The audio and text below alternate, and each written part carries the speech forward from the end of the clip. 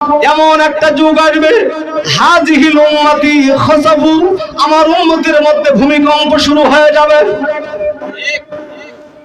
সাহাবীরা বলে, ইয়া রাসূলুল্লাহ, ইয়া হাবিবাল্লাহ, ওগো আল্লাহর নবী, ওগো আল্লাহর হাবিব, কোন কারণে ভূমিকম্প হবে? আল্লাহর নবী বলেন, নিদা জহরাতিল কিনাতু, যখন জিনা ব্যভিচার ব্যাপকভাবে বেড়ে যাবে, যখন পরকীয়ার হার ব্যাপকভাবে বৃদ্ধি পাবে।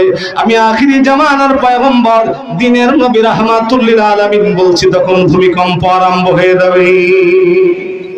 যখন স্পষ্ট হয়ে যাবে পরকীয়া, যখন স্পষ্ট হয়ে যাবে অশ্লীলতা, যখন স্পষ্ট হয়ে যাবে জিনা ব্যভিচার, যখন জিনা ব্যভিচার ব্যাপকভাবে ছড়িয়ে পড়বে, আল্লাহর নবী বলেন ঠিক তখনই ভূমিকম্প আরম্ভ হয়ে যাবে।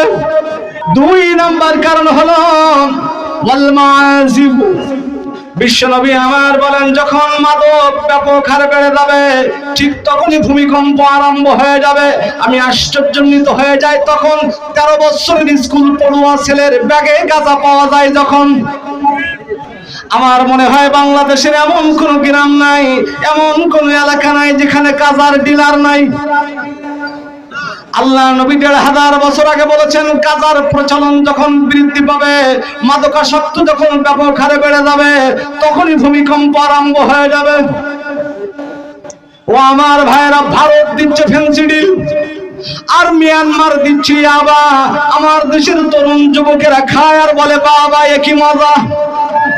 আজকে যদি বাংলার জমিনে কোরআনী হুকুমত কায়েম থাকতো, কাটা তারের বেড়া ভেদ করে একটা ইয়াবা, একটা ফেন্সিডিল ঢুকানোর মতো সাহস বাংলার জমিনে কারোর হতো না।